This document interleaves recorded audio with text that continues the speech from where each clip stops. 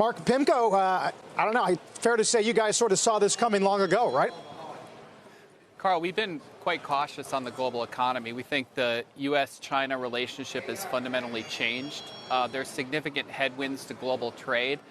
The U.S. economy is slowing from 3% trend last year to now 1.5%, and we're basically probably going to enter stall speed.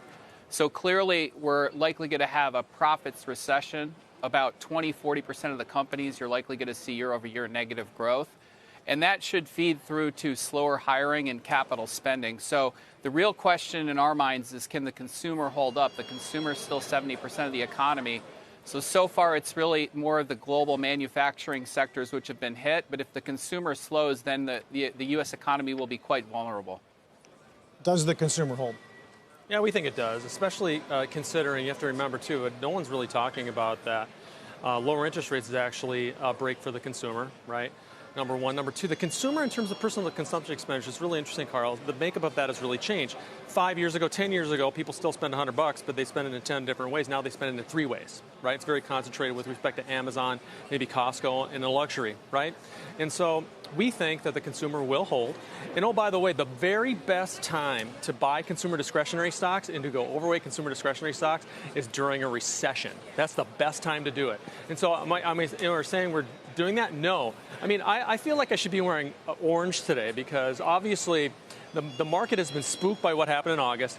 Everybody knows about the seasonality stuff. It's played out.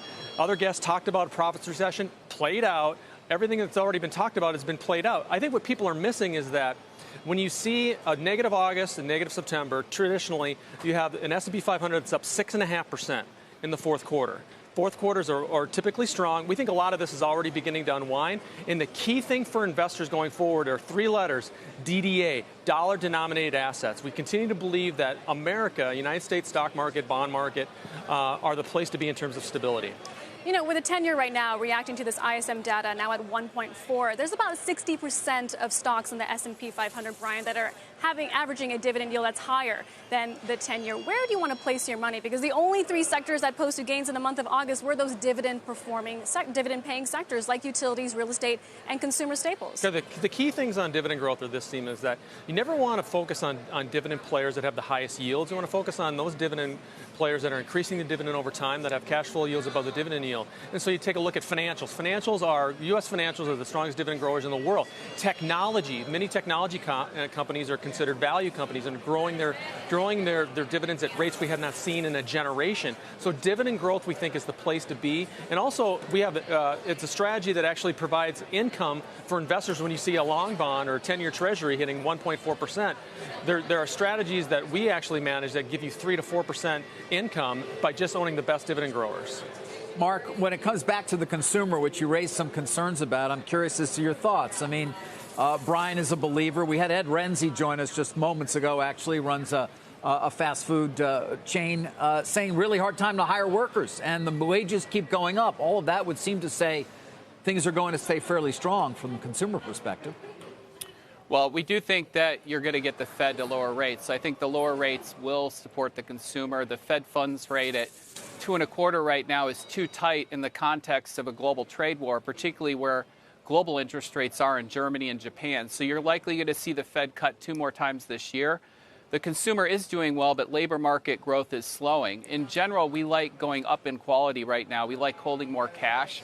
The consumer sectors we do favor right now are housing and non-agency mortgages. We also like telecom and cable, and we think real estate REITs will be supported by low rates as well. So there are areas of opportunity out there in the context of taking much lower risk in portfolios. You run what is largely a fixed income shop. They're a part of, I should say. Is this a time for people to be committing more money to fixed income instruments given historically low rates, or should they just be waiting to re-enter the equity markets? So I think it is true that some of these higher quality equities can compete with bonds given non-cyclical sectors like cable, telecom, towers, which have decent dividend yields. But overall, we think U.S. bonds can actually come down even a little bit more. Remember, you've got $17 trillion of negative yielding bonds all over the world. So this is a global market, and U.S. Treasuries actually look pretty good relative to some global alternatives. Overall, though, we would be very cautious on most equities, particularly cyclicals and high-yield bonds. And we want to favor very high-quality bonds now in the context of the global economy slowing.